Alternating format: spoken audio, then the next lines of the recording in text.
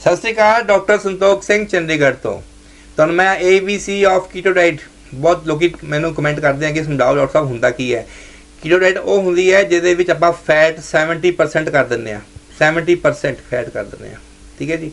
तो कार्ब्स घटा दिंदे आ, प्रोटीन आपां मॉडरेट रखते हैं जिन्ना खाना चाहिए। आपां अज फैट की गल करते हैं। आपां तुसीं देखिया होना है कि मैं कोकोनट ऑयल नूं बहुत प्रमोट करदा। कोकोनट ऑयल च हुंदा की है, ਤੁਸੀਂ ਪਹਿਲੇ ਸਮਝੋ कि ਜਿਹੜਾ ਅੰਨ ਖਾਂਦੇ ਹੋ, ਸ਼ੂਗਰ ਖਾਂਦੇ ਹੋ, ਤੁਸੀਂ ਜਿਹੜੀ ਗਲੂਕੋਜ਼ ਖਾਂਦੇ ਹੋ, ਵੀਟ ਖਾਂਦੇ ਹੋ, ਰਾਈਸ ਖਾਂਦੇ ਹੋ, ਇਹਦੇ ਵਿੱਚ ਜਿਹੜਾ ਗਲੂਕੋਜ਼ ਮਿਲਦਾ ਹੈ ਉਹਦੇ ਵਿੱਚ C6 ਹੁੰਦਾ ਹੈ। C6 ਕਾਰਬਨ ਦੇ ਐਟਮ। ਥੋੜੀ ਜਿਹੀ ਅੰਗਰੇਜ਼ੀ ਸਿੱਖਣੀ ਸ਼ੁਰੂ ਕਰ ਦਿਓ। ਹੁਣ ਆਪਾਂ ਸਾਰੇ ਪੜ੍ਹੇ ਲਿਖੇ ਹੈਗੇ ਆ, ਕੋਈ ਚੱਕਰ ਨਹੀਂ ਹੈ। ਥੋੜੀ ਜਿਹੀ ਡਾਈਟ ਨੂੰ ਆਪਾਂ ਥੋੜੀ ਕੈਮਿਸਟਰੀ ਸਿੱਖਾਂਗੇ, biochemistry, chemistry of body is biochemistry, ਹੈ ਨਾ। ਤੇ ਜਿਹੜਾ ਕਾਰਬਨ ਦਾ 6 ਐਟਮ ਜੁੜਦੇ ਆ ਤੇ ਚੀਨੀ ਖੰਡ ਬਣਦੀ ਹੈ। ਖੰਡ अगर आप कार्बन एटम 8 जोड़ दी, असी हुण खंड नूं खा के मोटे हो रहे हैं ना, असी इनू थोड़ा जिहा फ्यूज करना है, कन्फ्यूज करना है, डिफ्यूज करना है, धोखा देना है। धोखा वाला नहीं, पिठ वाला धोखा मतलब कि असी इनू थोड़ा जिहा हेरा फेरी करनी है। असी C8 खाना है। C8 they which carbon they 6 molecule जुड़ के जिहड़ा ऑयल बनदा है उन्होंने कहते हैं कैप्रीलिक एसिड। कैप्रीलिक ऑयल कहते हैं।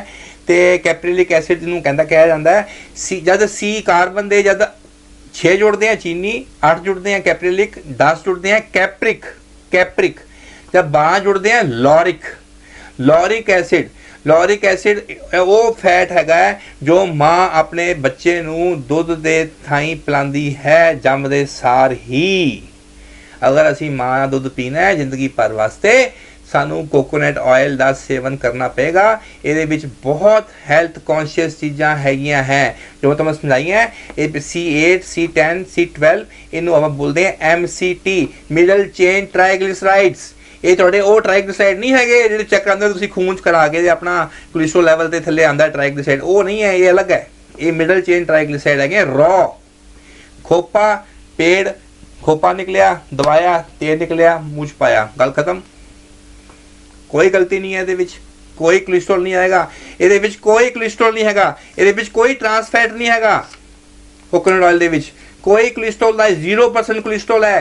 जिन्होंने वहम है, मिथ है, कट दो, ठीक है जी। कोलेस्ट्रॉल नहीं है, ट्रांसफैट नहीं है, ये सिर्फ आ चीज़ा ने C6 ग्लूकोज, बाकी तो समझा चुके हैं, ठीक है जी। हुण आपां इहदे विच होर की हैगा, इहदे विच होर जिहड़ी चीज़ां हैगियां वो हैगा C14 भी हैगा, C16 भी हैगा, C18 भी हैगा। 14 नूं कहंदे आ मिस्ट्रिक एसिड, 16 नूं कहंदे आ पालमिटिक एसिड ते 18 नूं कहंदे आ स्टेरिक एसिड। ये जिहड़ी रेशियो हैगी है ना, ये 31 है। लेकिन मेन जिहड़ा ऑयल है MCT, C8, C10, C12, ये जिहड़ा हैगा ये 69% जिहड़ा हैगा है वो इस ते टिकिया होया है, मिडल चेन ट्राइग्लिसराइड के उत्ते कोकोनट के विच। ते आपां देखो अन्न C6 समझो, ठीक है। जिहड़ा आपां अन्न नूं खा के आपां कार्बन 6 खाने आ ते असीं आपां थोड़ा जिहा बॉडी नूं फ्यूज करके आपां C8, C10, C12 ते ले आइए ते इहदे नाल साडा कोलेस्ट्रॉल नहीं वधदा। तुसीं टेक्स्ट बुक चैक कर लो, तुसीं जिहड़ा मर्जी गूगल कर लो, coconut oil cold press contains 0 cholesterol, coconut oil contains 0 trans fat. Trans-fat leads to TG, triglyceride increase, cholesterol leads to increasing of our cholesterol, ठीक है। इस कोलेस्ट्रॉल नहीं हुंदा ते कोलेस्ट्रॉल सिर्फ ते सिर्फ एनिमल फैट मिलता है। तो इस करके आपां कोकोनट ऑयल नूं प्रमोट करते हाँ पीण वास्ते। जिन्हें वेट घटाना है कोकोनट ऑयल नूं वो जरूर पीवे, ठीक है जी। ये ABC हैगी है, पहले ए सुनाया तुहानूं मैं अज, ठीक है। कोकोनट ऑयल क्यों यूज़ किया जाता है कि ये किहड़े तेल, कुदरती तेल ने असी नहीं पाए, रब ने देखो जमीन तो पेड़ है एक जड़ा चो कढ़ के जमीन तो तेल बनाता तुहाडे वास्ते। रब ने कोई भी चीज़ ऐसी नहीं बनाई जो तुहाडे खिलाफ हो, ठीक है जी।